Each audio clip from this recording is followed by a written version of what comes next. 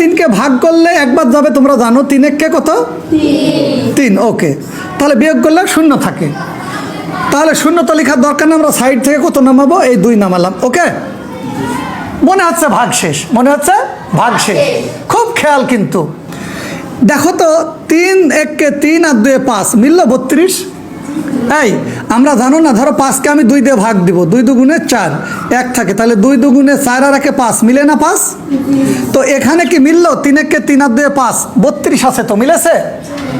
মনে রাখবা, একটা সূত্রের উপর থাকবা, তোমার জীবনে অঙ্ক ভুল হবে না, দশমিকের ভাগও খুব সহজ লাগবে। কি সেটা?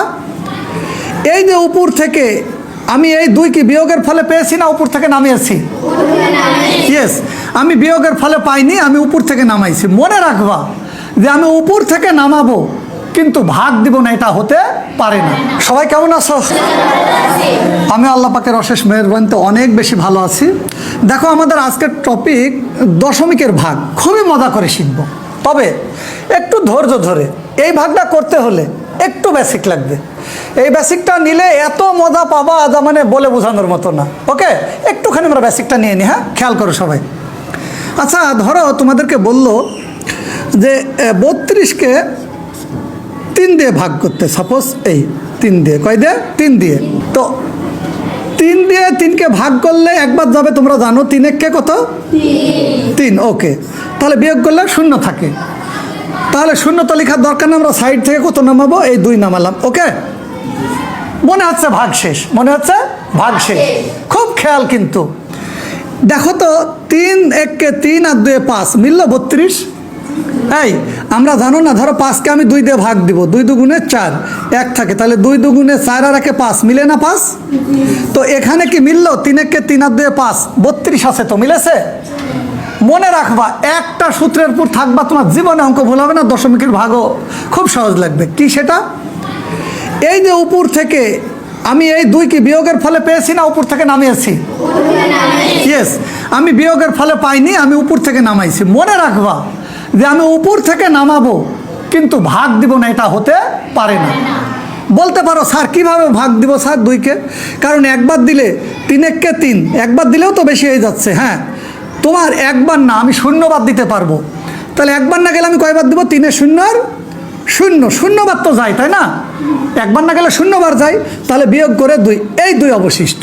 এবার দেখো, 3 10 30 আর 2 কত? 32, মিলিছে? কি ক্লিয়ার? এবার চলে আসো, থামো, এবার দেখো। আচ্ছা, এবার যদি এই অঙ্কটা বলে, এই অঙ্কটা যদি তোমাদেরকে বলে এখন কি করবা? ধরো 3 দিয়ে ভাগ করতে বলেছে। হ্যাঁ, তাহলে দেখো তো, 3 একে কত? 3। আচ্ছা, বিয়োগ করলে থাকছে না, উপর থেকে নামাচ্ছি। এখন তোমরা বলতে পারো, স্যার উপর থেকে নামিয়ে ভাগ যাচ্ছে না, আপনি এই 4কেও নামাই নেন। No, never. ভাগের নিয়ম, উপর থেকে আমি 2টা নামাইতে পারবো না, সর্বোচ্চ কয়টা নামাইতে পারবো? একটা। আর যদি আমি একটা নামাই, তাহলে তাকে ভাগ দিতেই হবে আমাকে, না দিয়ে আমার উপায় নাই।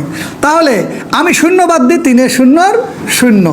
এবার দেখো তো, বিয়োগ করে 2, এটা কার ফলে? 2 বিয়োগের ফলে। এবার এই 4 নামাইতে পারি না আমরা? পারি। তাহলে কত হলো? 24। তাহলে 3 8টা 24। কি ক্লিয়ার হয়েছে সবাই? এই ক্লিয়ার সবাই? এবার এইটাতে যাই, কি মজা এবার দেখো। ওকে, ধন্যবাদ। এবার আমরা দেখি, ওই বেসিক কাজে লাগাবো এখানে, দেখবা কিভাবে। আচ্ছা, এই 2কে কি 7 দিয়ে ভাগ করা যায়? তাহলে একবার দিলেও 7 হয়ে যাচ্ছে বেশি, তাহলে কয়বার দিব তোমরাই বলো? ভেরি গুড, তার মানে বেসিক সঠিক। মনে রাখবা।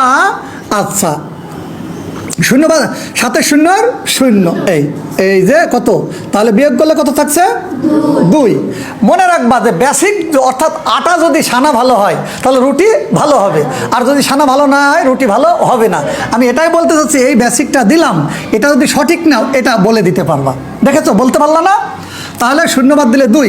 এবার আমার দেখো তো, 2 এর পরে কে আছে? দশমিক।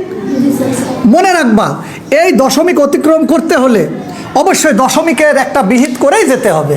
ওর গায়ের পুর দিয়ে যাবা আর ওর কোনো ব্যবস্থা করবা না, তাই কি হবে? তাহলে এই যে এবার এই দশমিককে এখানে তুলে দাও, এই যে হলো, মানে ভাগ ফলে উঠাই দিলাম। আচ্ছা, এবার দেখো, এই যে 2 নামাও, নামাইছি। যেমন তোমরা যদি ধরো এই ভাগটা, এই 5কে ধরো 52কে তুমি 2 দিয়ে ভাগ করবা, তো এরকম হয় না? 2 দুগুণে কত? 4, বিয়োগের ফলে 1, এই বিয়োগ করে 1 থেকে 5 থেকে 2 নামি 6 দুগুণে 12 করো না তোমরা?